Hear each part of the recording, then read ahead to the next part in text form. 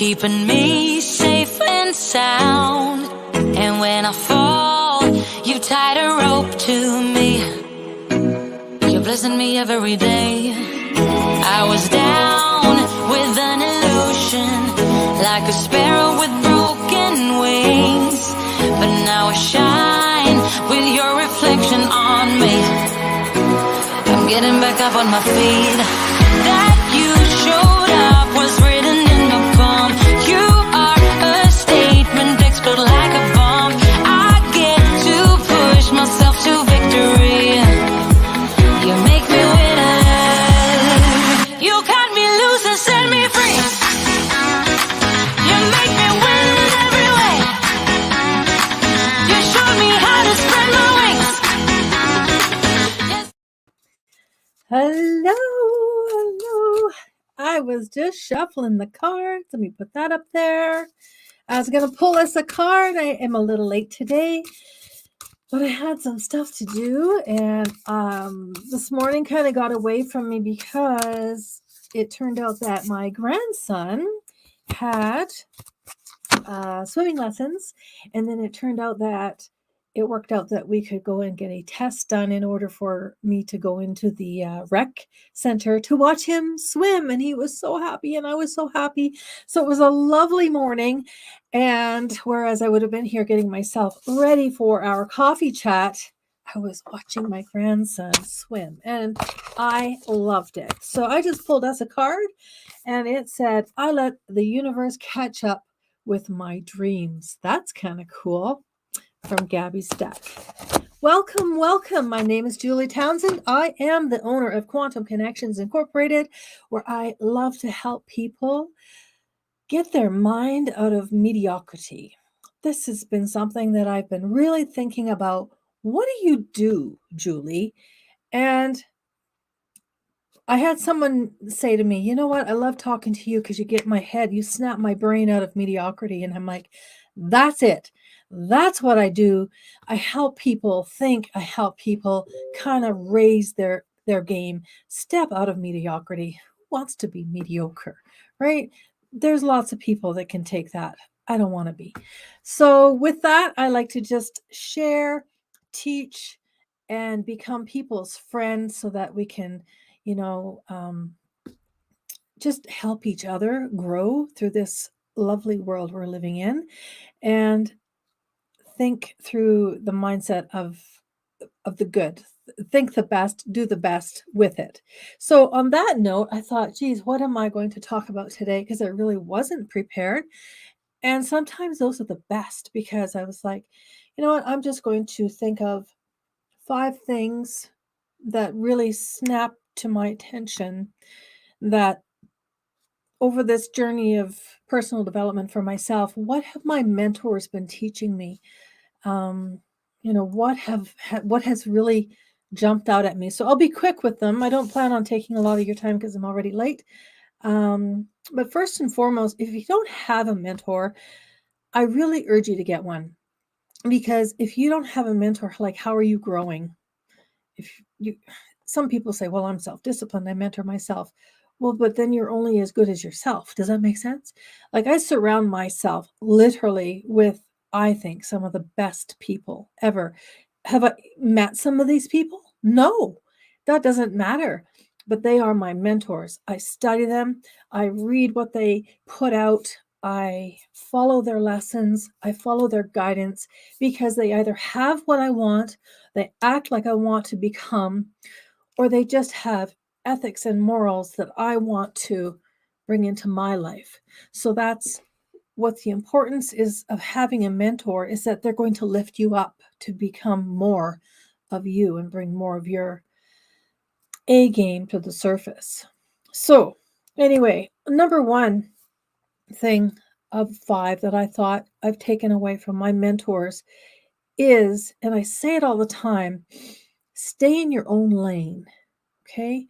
I say this to clients. I say this to my kids. I say this to my grandson. Stay in your own game, because the comparison game, I've said it a million times, just robs you of your own joy. If you're too busy looking at how they're doing, how can you improve upon yourself? How can you be the best? You have to be disciplined to be creative and work with your own talents and abilities. And there's no competition if you stay in your own division. You don't have to compete, right? I don't compete with Bob. I don't compete with Tony. Or Gabby. I don't compete with them. But they sure, if I want to incorporate their values and their ideas, it's certainly going to raise me up, right? So when I get fueled by their ideas and inspiration, then I do better. And that's what mentors are for. They're for lifting you up. Number 2, I wrote down, be willing to be eccentric. Be you. There is only you. There's no duplicate, right? You are unique, and step outside of your comfort zone and be eccentric. Be you. There's plenty of people involved in the 95% club, I call it. Start a new club. Start a 5% club. You have to develop the mindset if you're going to play, outside of the 95% club, because the 95% club thinks a certain way, does things a certain way, so on and so forth. If you step outside of that club and you actually feel kind of confused and kind of uncomfortable, to be very honest with you, that's good. That is a good sign, because if you're comfortable and you're like just going with the flow, you're like everybody else. Sorry, that was a real wake up call for me. It was like, because I was like, you know what? I do feel good doing what I'm doing. Then I must be mediocre. That's how I think now. If I'm not kind of just a little bit on the edge of being uncomfortable, like, hey, it was like 10 after, or whenever I started this live, I'm like, darn it, I'm late, and I could have beat myself up, and I could have thought, oh well, I'll just do next week. But I got on here as uncomfortable as I am, because I feel disorganized, which I like to be very organized and in control of whatever I'm doing. But I did it anyway. So I'm very uncomfortable because I have these little points jotted out on a piece of paper, but that's it. That's it. And that's the point where I've wanted to get to, because eventually, if I want to speak to people and crowds and whatever, I don't want any paper or prompts, really.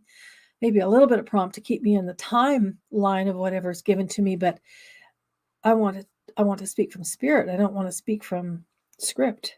Does that make sense? So step out of the 95% club. Get a little bit uncomfortable. You know what? If you do, and you're going against the masses, and you start in the 5% club, it means you're awake and you're aware. You're not sleepwalking like the rest of the population, self-medicating, watching reruns or TV or sitcoms and being busy, basically. There's no motivation. There's no fire within them to do something great. It's like a silent pain. And I don't like to go through that. I don't like watching my friends go through just self-medicating, getting through the days. Go the other way. Go the other way and develop yourself. Think differently. Really dig deep and bring out some creative juices in you, and get that fire in your belly. And remember that anybody that was really any significance or great had to get uncomfortable, and they were misunderstood in doing that, because their friends and stuff, like, they might be saying, well, hey, but we always go for beer and wings, but we always go do this, but we always, you know what? I don't want to do that anymore. And it's okay. You guys go do that, but I'm going to go and do this.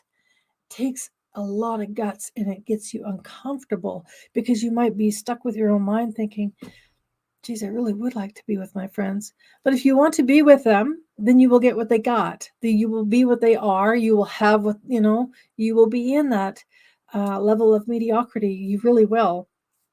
I'm not saying diss your friends, but if you want to be something different, you have to step outside of that race.